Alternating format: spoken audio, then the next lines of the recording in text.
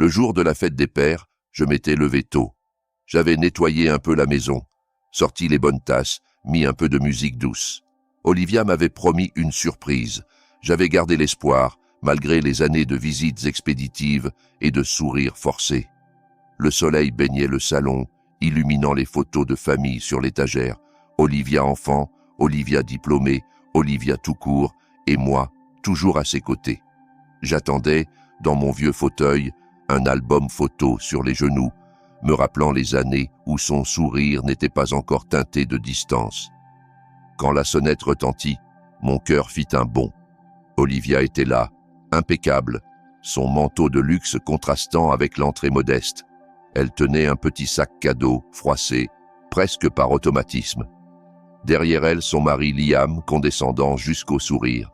« Joyeuse fête des pères, papa », dit-elle, me tendant le sac comme un reçu. Je m'assis, ouvris lentement. Une paire de chaussettes bleu marine, étiquette encore attachée. 15 €. Je forçai un sourire. « Pratique », dis-je. Son rire fut sec. « Tu n'as pas besoin de choses chic, hein ?» Liam renchérit. « T'es un type simple, Paul. » L'air devint lourd, comme si mon propre salon me rejetait. Je proposai un café. Ils déclinèrent. Dîner avec Guillaume, le père de Liam. Toujours bien reçu, celui-là. Ils partirent vite, me laissant seul avec les chaussettes. En les posant sur le comptoir, un souvenir me revint brutalement. Olivia, 2 mois plus tôt, sa voix tremblante. « Papa, j'ai besoin de 10 000 €, c'est vital, pour des examens médicaux. » J'avais envoyé la somme sans hésiter. Un père aide, un père fait confiance. Puis, devant mon ordinateur, je vis la photo. Guillaume, rayonnant, une Rolex à son poignet. « Au meilleur beau-père », disait la légende. Mon cœur se serra, c'était mon argent, ma confiance, maquillée en générosité. Et moi, j'étais ici, assis seul, une paire de chaussettes bon marché entre les mains, pendant qu'elle offrait du luxe à un autre homme, m'appelant « papa », uniquement quand elle avait besoin de quelque chose. Je regardais autour de moi, la maison silencieuse, l'horloge tic-tacant avec une insistance cruelle. Ce jour-là, quelque chose en moi se referma, pas avec fracas, mais lentement, froidement. Comme un verrou qu'on tourne à l'intérieur, ils avaient creusé leur propre distance, et moi, je venais de la sceller. Olivia m'avait appelé 17 fois plus tard ce jour-là, sa voix frénétique. « Papa, ne fais pas ça », mais elle ne savait pas que j'étais déjà sur une voie sans place pour les regrets. La cuisine était sombre maintenant, la lumière de l'après-midi étouffée par les nuages qui s'amassaient. Les éclats de la tasse brisée gisaient dans la poubelle, mais le goût amer de la trahison persistait, plus tranchant que le café refroidissant dans ma tasse. L'écran de l'ordinateur portable brillait, la Rolex de Guillaume me brûlant les rétines. Je zoomais à nouveau, comme si les pixels pouvaient révéler une erreur, une explication. La légende d'Olivia me narguait, un cadeau qui correspond à votre classe. Mes doigts survolèrent le clavier, tremblant d'une fureur que je n'avais pas ressentie depuis des années. 10 000 €. Mon argent, qualifié de dépense vitale, maintenant scintillant au poignet de son beau-père, tandis que je tenais des chaussettes à 15 €. Je claquais l'ordinateur, le bruit tranchant contre le silence de la cuisine. L'horloge du salon tic-tacant, implacable, chaque seconde un rappel des années que je lui avais données, chaque poste tardif, chaque rêve reporté. Je me levai, ma chaise raclant le carrelage, et attrapai ma veste. J'avais besoin d'air, d'espace pour penser, n'importe quoi pour atténuer la rage qui me rongeait la poitrine. Les chaussettes restèrent sur le comptoir, leur étiquette une accusation silencieuse. Dehors, la banlieue parisienne était trop parfaite, des pelouses manucurées, des azalées en fleurs, une façade d'harmonie cachant la pourriture dessous. Le ciel était lourd, promettant la pluie, et l'air sentait l'herbe humide. Je marchais vers le parc, mais pas rapide, comme si je pouvais distancer l'image de cette montre. Mon téléphone vibra dans ma poche. Olivia encore, son 17e appel aujourd'hui. Je l'ignorais, la vibration contre ma cuisse un faible écho de mon pouls. « Papa, ne fais pas ça », avait-elle supplié plus tôt, mais que pensait-elle que je ferais ? lui pardonner, faire comme si je n'avais rien vu. Le parc était calme, la balançoire oscillant légèrement dans la brise. Je m'arrêtais près du vieux banc en bois où je poussais autrefois Olivia sur les balançoires, son rire emplissant l'air. Un souvenir surgit, inattendu, elle à 6 ans, couette bondissante, promettant qu'elle serait toujours ta petite fille. Je l'avais cru alors, cru au lien que nous avions construit après la mort d'Hélène. Maintenant, cette promesse semblait un mensonge, aussi creux que le sac cadeau qu'elle m'avait tendu.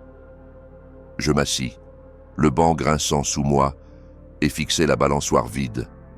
La Rolex clignota dans mon esprit, une moquerie que je ne pouvais chasser. « Paul, c'est toi. » Une voix brisa mes pensées. C'était Karl, mon voisin, en train de jogger avec son épagnole. Son visage rond était rougeaud, amical comme toujours. Je forçai un sourire, me levant pour le saluer. « Je ne m'attendais pas à te voir ici, » dit-il, retenant son chien. « Je pensais que tu fêterais avec Olivia. »« La fête est finie, » dis-je, ma voix plus plate que prévu. Karl inclina la tête, curieux, mais je balayai d'un geste. « Juste besoin d'une promenade. » Il hocha la tête, grattant les oreilles de son chien. « J'ai vu ta fille en ville le mois dernier, tu sais, dans cette bijouterie chic sur la rue du Faubourg Saint-Honoré. On dirait qu'elle choisissait quelque chose de gros. » Il gloussa, inconscient de la bombe qu'il venait de lâcher. « Je suppose qu'elle a des goûts chers, hein ?» Ma gorge se serra. « Ouais, parvins-je à dire, elle en a. » Le parc tourna légèrement, les chaînes de la balançoire se brouillant. Rue du Faubourg Saint-Honoré, la bijouterie, la Rolex. Karl continua à parler, quelque chose sur la météo, mais je l'entendis à peine. Mon esprit s'emballa, assemblant les pièces. Olivia, pas au cabinet médical, mais dans un magasin scintillant, dépensant mon argent pour une montre pour Guillaume. La trahison s'enfonça plus profondément, une lame se tordant dans mes entrailles. « Faut que je rentre avant la pluie, » dit Karl, repartant au trot avec un signe. Je restai figé, la première goutte de pluie tachant ma veste. Le parc semblait plus petit, la balançoire une relique d'une vie qui n'existait plus. Je rentrais, mais pas plus lourd maintenant, la colère durcissant en quelque chose de plus froid, plus concentré. Olivia avait menti, Liam avait ri, et j'avais été l'idiot qui leur avait fait confiance. De retour dans la cuisine, les chaussettes étaient toujours là, un contraste pathétique avec l'éclat de la Rolex. J'ouvris à nouveau mon ordinateur, la photo encore à l'écran. Mes mains étaient stables maintenant. Le tremblement partit. Je tapais bijouterie rue du Faubourg Saint-Honoré dans la barre de recherche, ma mâchoire serrée. L'horloge. Tic-tacant, mais ce n'était pas seulement le temps qui s'écoulait, c'était l'illusion de ma fille. Je cliquais sur le site de la boutique, un plan se formant, tranchant et inflexible. Je devais savoir si cette montre était réelle, si sa trahison était aussi effrontée qu'elle semblait. La pluie tapotait la fenêtre, régulière comme un battement de cœur, et je savais qu'il n'y avait pas de retour en arrière. La pluie martelait mon pare-brise, tandis que je me garais sur le parking près de la rue du Faubourg Saint-Honoré, le balai des essuie-glaces rythmant l'unique son dans la voiture. Mes mains agrippaient le volant, les jointures pâles, une impression pliée de la photo de la Rolex de Guillaume glissée dans la poche de ma veste. Le choc d'hier s'était durci pendant la nuit, en un besoin froid et implacable de savoir. Le skyline parisien se dressait à travers la bruine, son acier et son verre indifférents à la tempête qui bouillonnait en moi. Je sortis, l'air piquant, avec l'odeur du bitume mouillé et du parfum coûteux émanant des boutiques. L'enseigne de la bijouterie brillait devant, un phare de vérité ou de damnation. À l'intérieur, la boutique était un monde à part de ma maison modeste, sol en marbre poli, lustre projetant des prismes sur les vitrines en verre, l'air lourd de richesse. Une jeune vendeuse en tailleur ajusté s'approcha, son sourire exercé. « Bienvenue, monsieur. Vous cherchez quelque chose de spécial ?» Sa voix était fluide, mais je surpris le regard rapide sur ma veste froissée, mes chaussures éraflées. Je n'appartenais pas ici, et elle le savait. Olivia non plus, mais elle avait foulé ses sols, dépensant mon argent. « J'ai besoin d'informations, » dis-je en sortant l'impression. Ma voix était stable, bien que mon cœur batte fort. Cette montre, A-t-elle été achetée ici? Je dépliai le papier, l'image de la Rolex Stark contre le fond blanc. Les yeux de la vendeuse clignotèrent de reconnaissance et mon estomac se noua. Elle hésita, jetant un œil vers un homme au fond, plus âgé, chauve, clairement le gérant. « Laissez-moi vérifier avec notre bijoutier, » dit-elle, prenant l'impression et disparaissant derrière un rideau de velours. Je restai là, le silence de la boutique pressant contre moi, brisé seulement par le faible tic d'une horloge d'exposition. Ce son encore, le temps, toujours fuyant, toujours moqueur. Je pensais à l'appel d'Olivia la veille au soir, sa voix stridente à travers le répondeur. « Papa, s'il te plaît, parle-moi !» Je n'avais pas répondu, pas encore. Le gérant émergea tenant l'impression. « Je suis Monsieur Kessler, dit-il, son ton professionnel mais prudent. C'est une Rolex Daytona, oui. Nous en avons vendu une comme celle-ci en mars. » Il me rendit le papier, ses yeux m'étudiant. « Puis-je demander pourquoi vous vous renseignez ?» Ma gorge se serra, mais je gardais le regard droit. C'était un cadeau. J'ai besoin de confirmer qu'elle a été achetée ici. Et par qui? Je glissai mon relevé de carte de crédit sur le comptoir, la charge de 10 000 € cerclée de rouge. Ma main ne tremblait pas, bien qu'à l'intérieur je me défasse. C'est mon compte. A-t-il été utilisé pour l'achat? Le visage de Kessler s'adoucit, une lueur de compréhension. Il tapa sur une tablette puis hocha la tête. La transaction correspond. Payé intégralement, le 15 mars. Une jeune femme a fait l'achat, accompagnée d'un homme. Elle a dit que c'était pour un membre de la famille. Ces mots atterrirent comme un coup de poing, chacun confirmant ce que je redoutais. Olivia, Liam, mon argent. La montre était-elle réelle? Demandai-je, ma voix basse, presque un grognement. Kessler haussa un sourcil, mais répondit. Absolument. Nous ne traitons pas de contrefaçon. Cette pièce était à 10 200 € avec les taxes. Il posa, sentant ma tension. « Y a-t-il un problème, monsieur ?»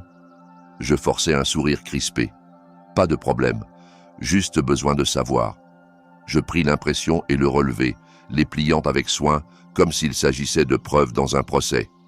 Les lumières de la boutique semblaient trop vives maintenant, l'air trop épais. Je remerciai Kessler et ressortis sous la pluie, mes chaussures éclaboussant dans les flaques peu profondes. La vérité était mienne, et elle était pire que ce que j'avais imaginé. Dans ma voiture, je m'assis, l'impression froissée dans mon poing. La pluie brouillait le pare-brise, et je vis le visage d'Olivia dans mon esprit. Pas la femme qui avait menti, mais la fille qui avait pleuré quand je bandais son genou égratigné. Un souvenir surgit, 2 mois plus tôt, sa voix douce, désespérée. « C'est pour des factures médicales, papa. » Je ne demanderais pas si ce n'était pas sérieux. Je l'avais cru, transférer l'argent, me sentant comme un bon père. Maintenant, je me sentais comme un idiot. Je jetai un œil à mon reflet dans le rétroviseur, cheveux gris, yeux fatigués, mais une dureté que je n'avais pas vue avant. L'homme qui me fixait n'était pas le Paul qui avait accepté des chaussettes avec un sourire. Il était quelqu'un de nouveau, quelqu'un de fini, d'être manipulé. Mon téléphone était sur le siège passager, les appels manqués d'Olivia s'empilant. 17 hier, 3 de plus aujourd'hui. Elle savait que j'avais vu la photo. Elle savait que je posais des questions. Mes doigts survolèrent son nom, l'écran brillant dans la voiture sombre. La pluie martelait plus fort, un roulement de tambour pour la confrontation à venir. J'appuyai sur appel, ma mâchoire serrée, et attendis pendant que ça sonnait. Quoi qu'elle dise ensuite, ça ne changerait pas la vérité. L'horloge dans mon esprit, tic-tacant plus fort, comptant à rebours vers quelque chose d'inévitable. La pluie martelait le toit de ma voiture, un battement implacable qui correspondait au pouls dans mes tempes. J'étais garé devant ma maison, la banlieue parisienne, enveloppée dans la pénombre du soir, mon téléphone brillant dans ma main comme une arme. L'impression froissée de la Rolex de Guillaume gisait sur le siège passager, ses bords se recroquevillant comme un secret coupable. Mon pouce survolait le nom d'Olivia, ses appels manqués, 20 maintenant, s'empilant comme des accusations. La vérité que j'avais découverte dans la bijouterie me brûlait la poitrine. 10 000 €, mon argent, dépensé pour une montre pour son beau-père, tandis que je recevais des chaussettes. J'appuyais sur appel, ma mâchoire serrée, la pluie brouillant le monde extérieur. La ligne cliqua et la voix d'Olivia éclata, tranchante et impatiente. « Papa, enfin, pourquoi tu n'as pas répondu ?» Son ton était un mélange de soulagement et d'irritation, comme si c'était moi qui lui devais quelque chose. J'agrippai le volant, le cuir glissant sous ma paume, et pris une respiration lente. « J'ai été occupé, dis-je, ma voix basse, délibérée. J'ai dû vérifier quelque chose. Comme une Rolex à 10 000 €. Les mots atterrirent comme des pierres, et pendant un moment, il y eut le silence, juste le rugissement régulier de la pluie. Je pouvais presque la voir, arpentant son salon impeccable, ses ongles manucurés tapotant son téléphone. « De quoi tu parles ?» claqua-t-elle, mais il y avait un tremblement dans sa voix, une faille dans son armure. « Tu es ridicule. » « Vraiment. » Je me penchai en avant, mes yeux sur le pare-brise, où la pluie coulait comme des larmes que je refusais de verser. Je suis allé à la boutique, Olivia, rue du Faubourg Saint-Honoré. Ils ont confirmé. Tu as utilisé ma carte, pour Guillaume. Ma voix resta égale, mais chaque mot portait le poids de la trahison. L'horloge dans mon esprit tic-tacant, implacable, comptant les secondes de son hésitation. Elle rit, un son cassant, forcé. « Mon Dieu, tu fais toujours une montagne d'une taupinière. C'était un cadeau, d'accord ? Guillaume a fait tant pour nous.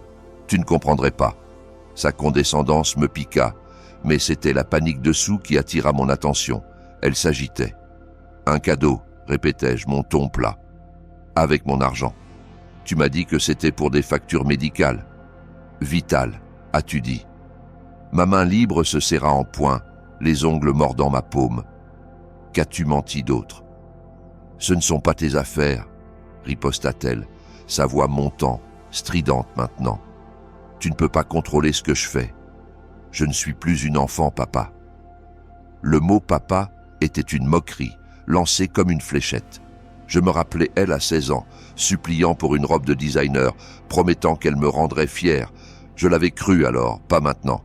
« Alors agis comme une adulte, dis-je, ma voix froide. Explique-le, maintenant. » La pluie s'intensifia, un rideau me scellant dans ce moment, ce règlement de compte. La respiration d'Olivia était audible, rapide et inégale, et je savais qu'elle était acculée. « Tu es si mesquin, » cracha-t-elle. « Je n'ai pas le temps pour ça. » La ligne se coupa, le silence plus fort que la tempête. Je fixai le téléphone. Ces mots résonnants. Mesquin, ridicule, pas tes affaires. Ma poitrine me faisait mal, mais ce n'était plus seulement de la douleur. C'était de la résolution, dure et inflexible. Je sortis de la voiture, la pluie trempant ma veste, mes cheveux. Le froid choqua ma peau, mais il éclaircit ma tête. J'ouvris l'application Notes de mon téléphone, mes doigts mouillés et tapaient ces mots. Chacun une brique dans le dossier que je construisais. Pas tes affaires. Mesquin. La rue était vide, les maisons brillant d'une chaleur que je ne ressentais plus. Olivia pensait pouvoir me rejeter, mais elle avait mal calculé. Je n'étais pas le faible qu'elle supposait. Je m'appuyais contre la voiture, la pluie s'accumulant à mes pieds, et me rappelait la voix d'Hélène, douce, mais ferme. « Ne laisse personne te marcher dessus, Paul. » J'avais failli à cette promesse trop longtemps, mais plus maintenant. Mon téléphone vibra, un texto d'un numéro inconnu. « Monsieur Thompson, je suis Hélène Carter, avocate. J'ai entendu que vous pourriez avoir besoin d'aide. Rendez-vous demain, 9h, 200, rue de la Loi. » Je fixai le message, la pluie brouillant l'écran. Une avocate, une étrangère, offrant une bouée. Mon pouce survola la réponse. L'horloge dans mon esprit tic-tacant vers quelque chose de nouveau. Le soleil du matin tranchait à travers les stores du bureau d'Hélène Carter, projetant des rayures sur un bureau enterré sous des papiers et des tasses à café. L'air sentait l'espresso rassis et les vieux livres, un contraste encombré avec le gratte-ciel parisien élégant dehors. J'étais assis en face d'Hélène, mon relevé bancaire étalé devant moi comme une carte de mes erreurs. Le poids de l'appel de la veille au soir avec Olivia persistait, son venin. Tu es si mesquin, encore piquant. Mais ici, dans ce bureau chaotique, je sentais une lueur de quelque chose de nouveau, une possibilité.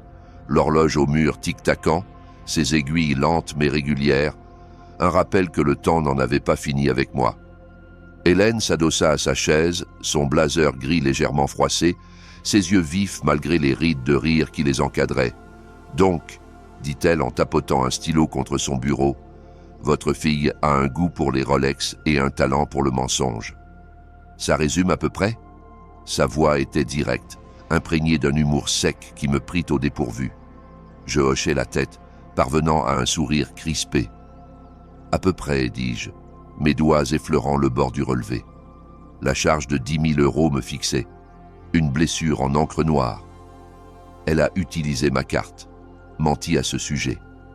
Et ses chaussettes. Je m'interrompis, le souvenir du sourire suffisant d'Olivia tordant mes entrailles.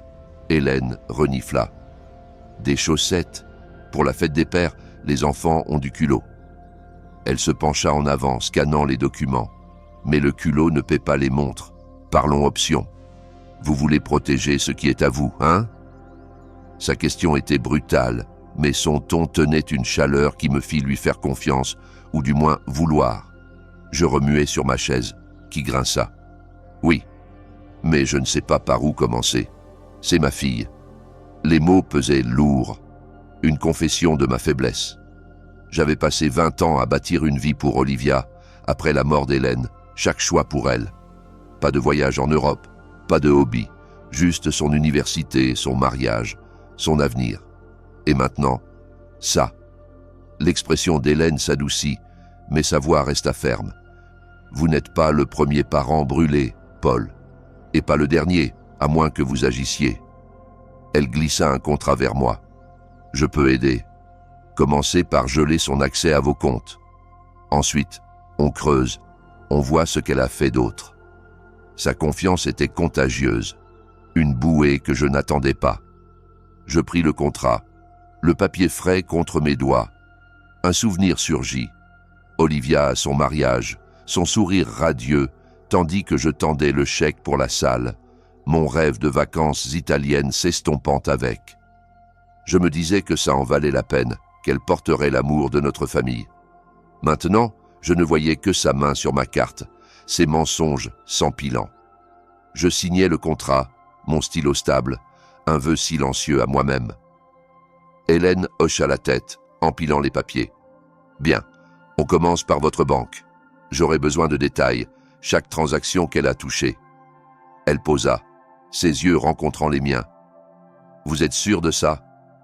Ce n'est pas seulement de l'argent, c'est la famille. » Je me levai, marchant vers la fenêtre. Paris s'étalait en bas, son pouls implacable. « Je lui ai tout donné, dis-je, ma voix basse. Il est temps que je reprenne quelque chose. » Les mots semblaient étrangers, mais justes. L'horloge tic-tacant derrière moi, son rythme un appel à l'action, pas au regret. Nous parlâmes détails, comptes, chronologie, étapes légales. L'humour d'Hélène brisa la tension, sa blague sur apprendre à Olivia la valeur d'1 € m'arrachant un vrai rire.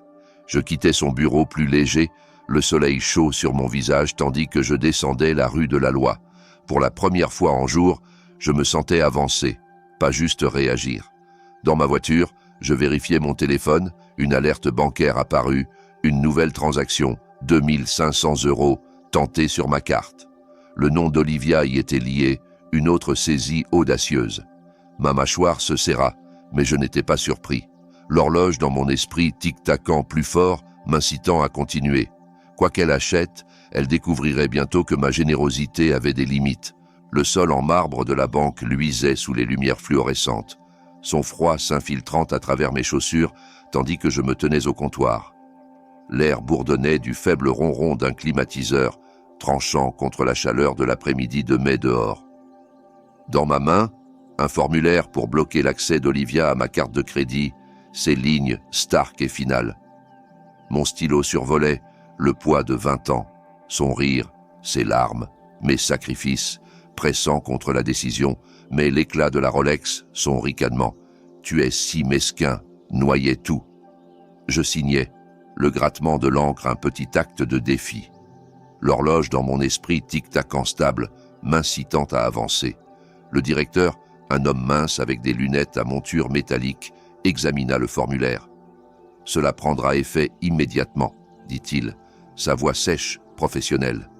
L'utilisateur secondaire de la carte, Olivia Thompson, sera notifié. » Il me regarda, comme s'attendant à une hésitation. Je hochai la tête, mon visage neutre, mais mon pouce emballant. Notification. Elle saurait bientôt. Merci, dis-je, glissant le formulaire en retour. Mes mains étaient stables, mais à l'intérieur, le triomphe se disputait avec une douleur silencieuse.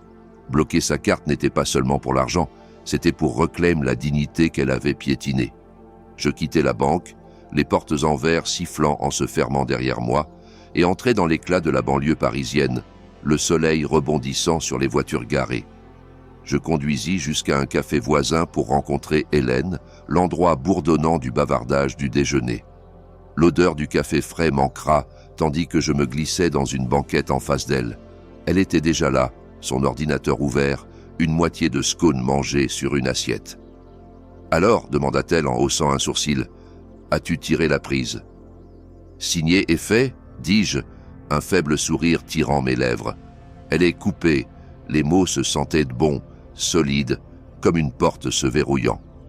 Hélène sourit, s'adossant. Je parie qu'elle adorera ça plus que les chaussettes que tu as reçues. Son humour était tranchant, mais ses yeux tenaient un respect silencieux. Ta fille est sur le point d'apprendre ce qu'est vraiment un cadeau pratique. Elle tapa sur son ordinateur. Je tire les relevés. Pourrais trouver plus de ces virées shopping. Prêt pour ce qu'on découvrira? Je hochai la tête, sirotant mon café, son amertume correspondant à mon humeur. J'ai besoin de tout savoir. Un souvenir clignota. Le mariage d'Olivia. Sa main sur mon bras tandis que je lui donnais accès à ma carte, disant que ça l'aiderait à bien démarrer. Je lui faisais confiance. Pensais que c'était de l'amour. Maintenant, je ne voyais que sa cupidité. L'horloge du café pendait au mur, ses aiguilles figées à 11h43, un témoin silencieux de mon changement. Le temps ne s'écoulait plus. Je l'arrêtais, prenant le contrôle. Hélène esquissa les prochaines étapes, traçant les dépenses d'Olivia, bâtissant un dossier. Sa confiance me stabilisa. Notre alliance un pont du homme que j'étais à celui que je devenais. « Tu fais ça pour toi, Paul, » dit-elle, sa voix plus douce maintenant, pas juste pour la punir. Souviens-t'en. Je rencontrai son regard, voyant non seulement une avocate, mais une amie, quelqu'un qui voyait ma valeur quand je l'avais oubliée. Mon téléphone vibra, brisant le moment. Le nom d'Olivia clignota à l'écran, son appel urgent, en colère. Je le laissai sonner, le son avalé par le bourdonnement du café. Quand il s'arrêta, un répondeur apparut, sa voix se déversant tandis que j'appuyais sur play. « Papa, qu'est-ce que tu as fait ?»« Ma carte est refusée. Répare ça maintenant. » Sa fureur était crue, non filtrée, une faille dans sa façade polie. Je posai le téléphone, ma tasse de café chaude dans mes mains. Hélène haussa un sourcil, mais je souris juste, fin et résolu. L'horloge dans mon esprit tic-tacant, comptant à rebours vers son prochain mouvement, et le mien. Le salon était sombre, le dernier crépuscule de mai filtrant à travers les rideaux, projetant de longues ombres sur le tapis fané. J'étais assis sur le canapé, le même où j'avais déballé les chaussettes d'Olivia jour plus tôt, le souvenir maintenant une tache amère. Mon téléphone gisait sur la table basse, son écran clignotant avec son nom, 17 appels dans l'heure passée, chacun un coup à ma résolution. La vieille horloge sur la cheminée, arrêtée depuis des années, fixait silencieusement, ses aiguilles figées, un miroir de ma décision d'arrêter ces manipulations. Les photos de famille bordaient l'étagère. Olivia à 5 ans, ses couettes bondissant. À 16 ans, son bonnet de diplômé incliné. Ces moments semblaient une autre vie, une où je n'étais pas l'ennemi. Le téléphone vibra encore, insistant, son nom pulsant comme un avertissement. Je le laissai sonner, mes doigts traçant le bord d'un cadre photo, Hélène et Olivia, riant dans un parc. La vibration s'arrêta puis reprit. Un répondeur cette fois. J'appuyai sur play, me préparant. La voix d'Olivia éclata, stridente et irrégulière. « Papa, qu'est-ce que c'est que ça? Ma carte est refusée, répare ça, ou je jure qu'on en a fini. » Ces mots étaient une lame, tranchant le calme. Fini. Comme si c'était moi qui avais menti, qui avait dépensé 10 000 € pour une Rolex pour Guillaume, tandis que je lui tendais des chaussettes à 15 €.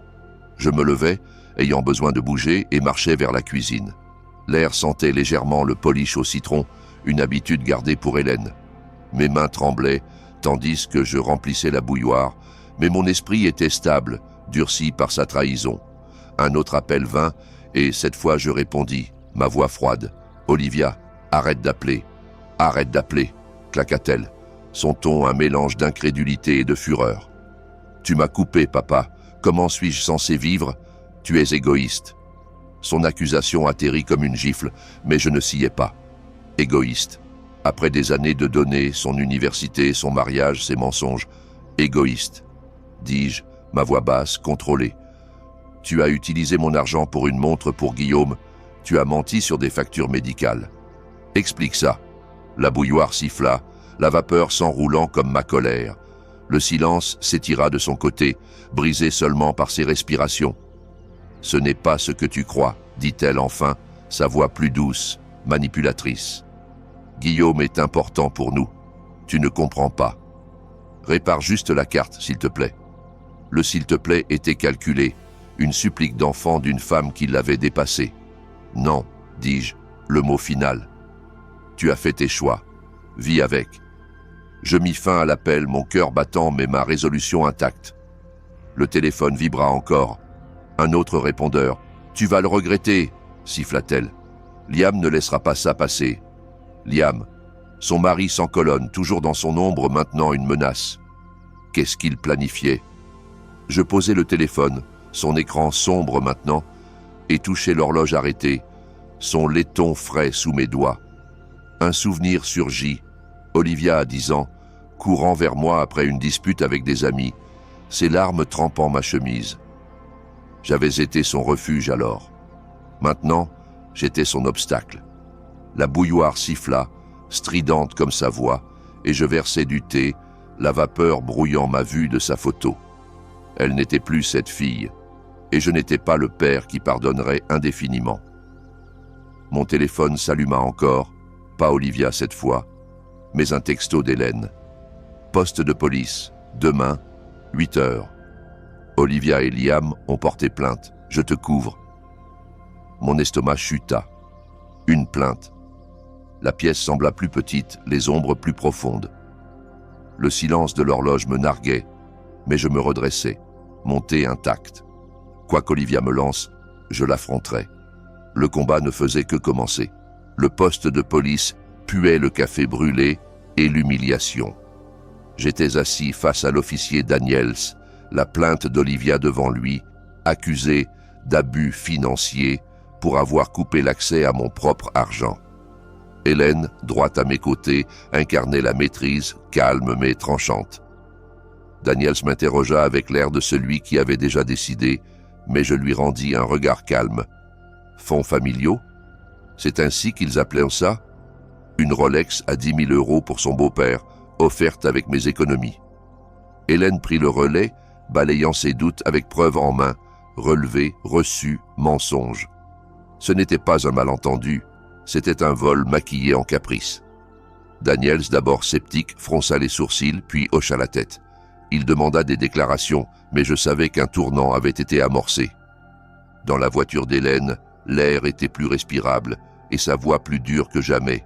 « Ils sont acculés », dit-elle. La plainte, un dernier cri de panique. Elle me posa une question simple, presque anodine, mais chargée. « Tu as pensé à ton testament ?» Je n'avais pas besoin d'y répondre.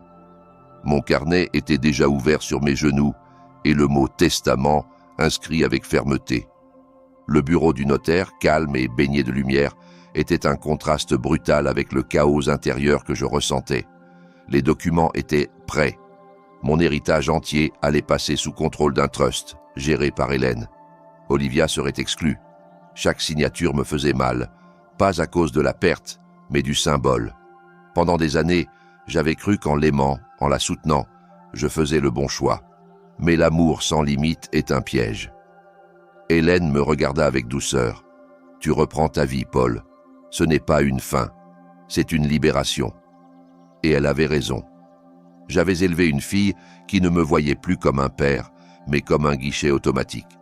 Maintenant, j'effaçais son nom de mon avenir. Dans le parc, après la signature, nous marchions sans parler. Le printemps s'étendait autour de nous, vif, léger. Je m'assis sur un banc, regardant les enfants jouer, une scène que j'aurais autrefois imaginée avec Olivia et sa propre famille. Mais ces rêves étaient morts, remplacés par autre chose, la certitude que je n'étais plus le fardeau de personne. Hélène, assise à côté de moi, murmura « Guillaume, j'ai des idées. On peut encore agir, mais prudemment. » Je ne répondis pas. Je lui faisais confiance. Puis mon téléphone vibra. « Guillaume. » Pas un message. Un appel. Son répondeur claqua. « Paul, on doit parler. Demain, 10 heures, à mon bureau. » Je regardais l'écran longtemps après la fin du message. Il y avait encore des fils à démêler. L'horloge dans ma tête recommença à tic-taquer, non plus pour rappeler le passé, mais pour me conduire à ce qui venait. Le coucher de soleil peignait le skyline parisien en teintes d'ambre et de rose, sa lueur adoucissant à peine l'élégance froide de la mansion de Guillaume. Je franchis les lourdes portes en chêne, le foyer en marbre luisant sous la lumière d'un lustre, chaque prisme projetant des reflets tranchants comme la vérité que je portais. La note d'Hélène, glissée dans ma poche, m'avait convoqué ici. Guillaume sait. Sois prêt. Mon cœur battait, non de peur mais du poids de la justice approchant. L'air sentait le bois poli et la richesse, un contraste stark avec ma maison modeste. Pourtant je me tenais droit, ma résolution un bouclier. L'horloge dans mon esprit tic-tacant stable, marquant le moment où les mensonges d'Olivia s'effondreraient. Guillaume attendait dans le bureau, son cadre large rigide derrière un bureau en acajou. Son visage, habituellement sterne mais juste, était gravé de fureur, ses yeux sombres tandis qu'il agrippait une boîte en velours. Hélène se tenait près, son blazer net, son expression calme mais alerte. « Paul, dit Guillaume, sa voix basse, graveleuse. Je te dois des excuses. » Il glissa la boîte sur le bureau, son contenu unmistakable. Une Rolex, celle qu'Olivia avait achetée avec mes 10 000 €, maintenant un symbole de sa trahison. Je ne la touchais pas, mes mains stables à mes côtés. « Tu ne savais pas, dis-je, mon ton égal, bien que mon pouls s'emballe. Elle nous a menti à tous les deux.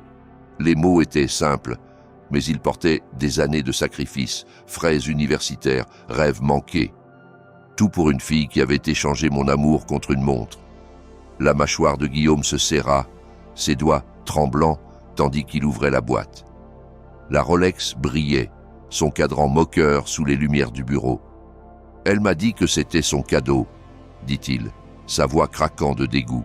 « Dis que c'était pour me remercier de mon soutien. Je ne l'aurais jamais prise si j'avais su que c'était à toi. » Son honnêteté trancha l'opulence de la pièce, et pour la première fois, je vis non l'homme d'affaires puissant, mais un homme trahi, comme moi. Hélène avança, sa voix précise. « Olivia a déformé les fonds, Guillaume. Nous avons des relevés bancaires, sa signature, le témoignage du bijoutier. Elle a utilisé l'argent de Paul sans consentement. Ses mots étaient un scalpel exposant la blessure. Elle me jeta un œil, un nudge silencieux pour rester fort. Guillaume claqua la boîte, le son tranchant. Elle s'est rapprochée de mes affaires aussi, dit-il, ses yeux se plissant, poussant pour un rôle, laissant tomber des indices sur des investissements. Je pensais que c'était de l'ambition. Maintenant je vois que c'est de la cupidité. » Son admission plana lourd, un indice sur des schémas plus profonds d'Olivia, mais il n'élabora pas. Et je ne pressais pas. Pas encore. Je rencontrais son regard, ma voix ferme. « Je ne veux pas ta pitié, Guillaume. Je veux ce qui est juste. » Les mots semblaient d'un vœu, pas juste à lui, mais à moi-même, à la mémoire d'Hélène. Il hocha la tête, poussant la boîte vers moi. « Prends-la, dit-il. Elle est à toi, et je m'occuperai d'Olivia. » Son ton promettait des conséquences, et je le crus. Je soulevai la boîte, son poids m'ancrant. une pièce tangible de ma dignité retournée. Nous quittâmes le bureau, la main d'Hélène effleurant mon bras en soutien silencieux. Dehors, l'air du soir était frais, le bourdonnement de la ville distant. Dans ma voiture, j'ouvris la boîte, la Rolex brillant dans la lumière faiblissante. Un souvenir surgit. Guillaume à un dîner familial des années plus tôt, louant le cœur d'Olivia, sa fierté maintenant brisée. Je fermai la boîte, mes doigts stables. Ce n'était pas juste une montre, c'était la preuve que je n'étais pas l'idiot qu'Olivia pensait. Mon téléphone vibra. Un appel manqué d'Olivia, suivi d'un texto. On doit parler. L'écran brillait dans la voiture sombre, ces mots une supplique ou un piège. Je posai le téléphone, la boîte de la Rolex lourde sur mes genoux, et démarrai le moteur. L'horloge dans mon esprit, tic-tacant, comptant à rebours vers son prochain mouvement. Le soleil du matin réchauffait la véranda de ma maison de banlieue parisienne, ses rayons capturant la rosée sur les azalées, leurs pétales tremblant dans la brise. Je me tenais à la porte, la main sur la poignée, le craquement des planches sous mes pieds, un confort familier. Le texto d'Olivia de la veille au soir, « On doit parler », avait persisté, mais je ne m'attendais pas à ce qu'elle se montre pas comme ça. Elle se tenait sur la véranda avec Liam, ses cheveux auburn lâches, ses yeux rougis, sa poise habituelle s'effilochant comme un fil usé. Liam s'affaissait à côté, son regard fixé au sol, ses mains enfoncées dans ses poches. La vue d'eux, dépouillés de leur suffisance, n'éveillait aucune pitié. Seulement une force silencieuse en moi. L'horloge dans mon esprit tic-tacant stable, marquant la fin de leur emprise. J'ouvris la porte plus large, mais restais sur le seuil, les bras croisés. « Que voulez-vous » Ma voix était calme, inflexible, loin du père qui fondait autrefois à ses larmes. La véranda sentait la terre fraîche, les fleurs un rappel de la vie que j'avais bâtie sans ces mensonges. Les lèvres d'Olivia tremblèrent, sa voix se brisant. « Papa, s'il te plaît, on est désolé, on a merdé. » Elle serrait son sac, ses ongles s'enfonçant dans le cuir, un tic nerveux que je n'avais pas vu depuis son adolescence. La montre, l'argent, c'était une erreur. Laisse-nous réparer. Ses yeux fouillèrent les miens, désespérés, mais je vis le calcul dessous, l'espoir que je cède. Liam s'éclaircit la gorge, sa voix faible. « Ouais, Paul, on ne voulait pas te blesser, les choses ont dérapé. » Il jeta un œil à Olivia, comme attendant qu'elle mène, sa lâcheté claire comme jamais. Je me rappelais lui à leur mariage, promettant de se tenir à ses côtés, ses mots maintenant creux. Je sortis sur la véranda, le bois grinçant sous mon poids, et m'appuyai contre la rambarde. Une erreur, dis-je. Mon ton tranchant mais contrôlé. Tu as dépensé 10 000 € de mon argent pour une montre pour Guillaume. Menti sur des factures médicales. Déposé une plainte à la police. Ce n'est pas une erreur, c'est un choix. Mes mots étaient mesurés.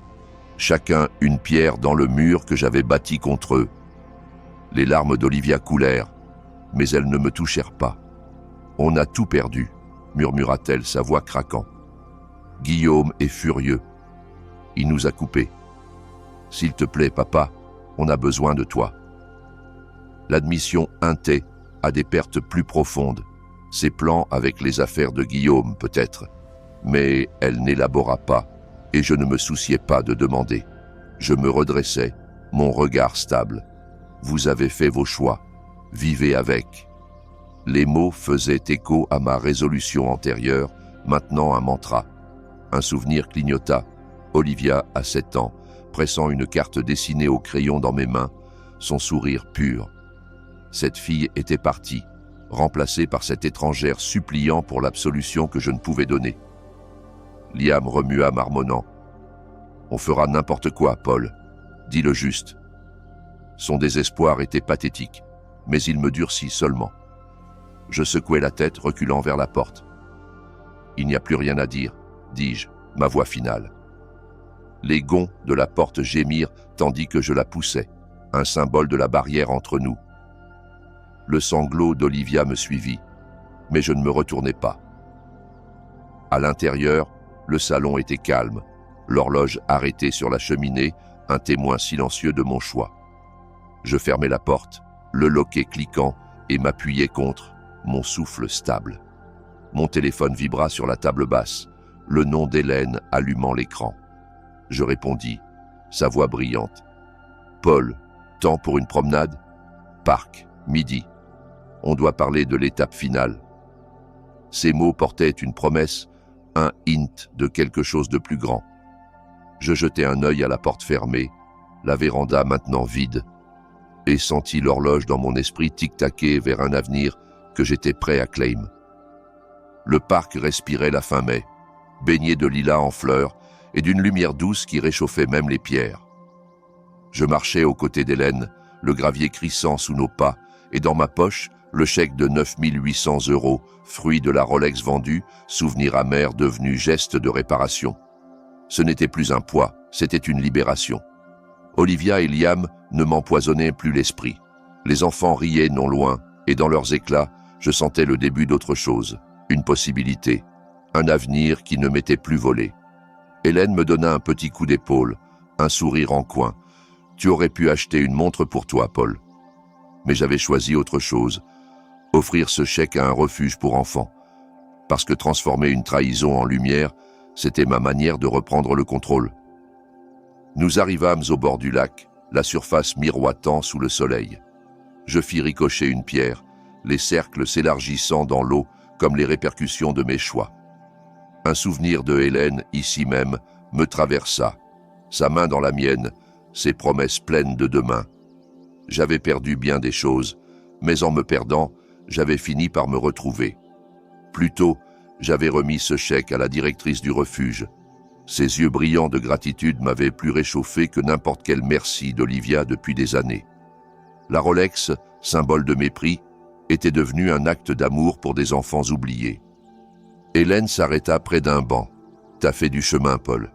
Des chaussettes à ça. Pas mal. » Je souris, l'émotion à fleur de peau.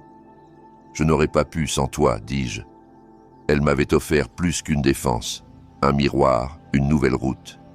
Le vent agita les branches au-dessus de nous et j'eus l'étrange certitude qu'Hélène était là, approuvant en silence.